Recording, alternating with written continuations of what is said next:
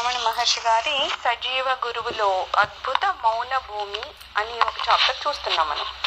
ఇందులో ఒక భక్తుడు, స్వామీజీ ఎందరో స్త్రీ పురుషులు మీ నుంచి ఉపదేశం పొందాలని మీ ముందు కూర్చుంటున్నారు, మీరు ఒక్క మాటైనా మాట్లాడరు, వారు మౌనంగా ఉంటున్నారు, మీరు వారికి ఏం బోధిస్తున్నారు, వారు మీ నుంచి ఏం నేర్చుకుంటున్నారు అని అడుగుతున్నారు. అంతే కదా, అక్కడ చాలా మంది కూర్చుంటారు. అందరికీ స్వామి వారు ఏమన్నా గంటలు గంటలు ప్రబోధాలు చేస్తారు, లేకపోతే ప్రతి మనిషికి వాళ్ళు అడిగే క్వశ్చన్స్ కి ఆన్సర్ చేస్తారు, అట్లా ఏముండదు కదా. చాలా వరకు స్వామి వారు మౌనంగా ఉంటారు.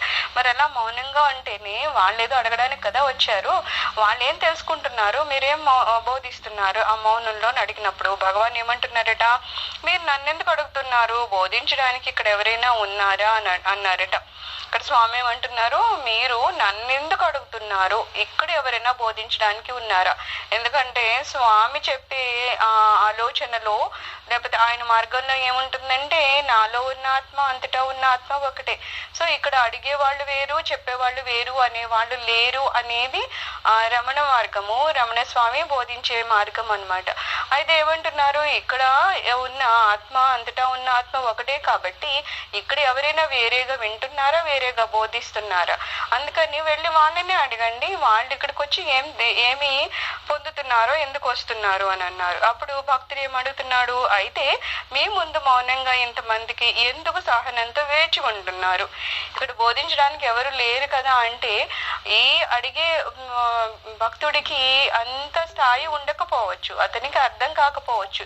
ఇక్కడ చెప్పే వాళ్ళు ఎవరైనా ఉన్నారా అంటే, ఈయనకి అంటే స్వామివారు మౌనంగా ఉంటారు కదా, సో చెప్పేవాళ్ళు ఎవరు లేకపోయినా వాళ్ళు ఎందుకు అలాగ కూర్చుంటున్నారు అని ఈయన అనుకోవచ్చు. ఎందుకంటే ఆలోచన స్థాయి తేడా ఉంటాయి కదా.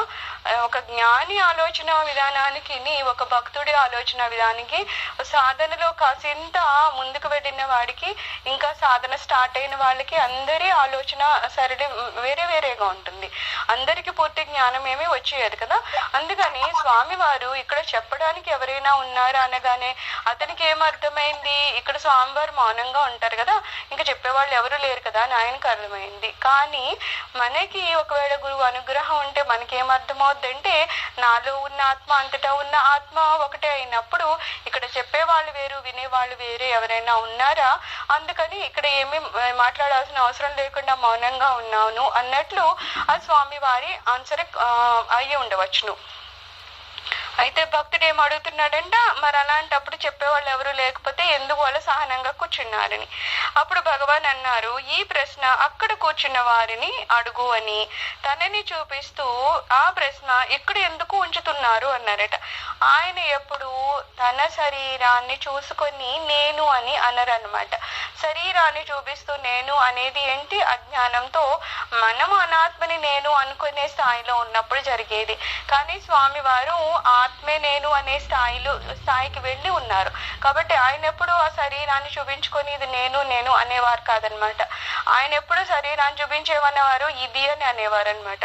దీనికి మనం ఇంతకు ముందు కూడా స్వామివారు ఎప్పుడైతే ఇల్లు వదిలి వచ్చారో అప్పుడు కూడా అంత 14 సంవత్సరాలు ఏదో కదా, చాలా చిన్న వయసు, ఈ జ్ఞానాన్ని సంపాదించడం కోసం అనుకోవచ్చు. కానీ అప్పటికి ఆయన పూర్తి జ్ఞానం సంపాదించి ఉన్నారు కాబట్టి ఆ ఉత్తరంలో ఏమంటారు, దీన్ని వెతకడానికి ప్రయత్నించకండి అంటారు, అంతేగాని నన్ను వెతకడానికి ప్రయత్నించకండి అని అన్నారు. ఆ చిన్న పదంలోనే మనకు అర్థమవుద్ది ఆయన అప్పటికే ఆల్రెడీ జ్ఞానాన్ని పొంది ఉన్నారని. సో 14 సంవత్సరాల వయసులోనే ఆయనకి పూర్తి జ్ఞానం లభించి ఉందన్నమాట. అందుకని ఏమంటున్నారు, మీరు అక్కడ ఉన్న వాళ్ళని లేకపోతే అక్కడ వాళ్ళని అడగండి కానీ దీన్ని ఎందుకు అడుగుతున్నారు అని ఆయన తన శరీరాన్ని చూపించారు అంటున్నారు.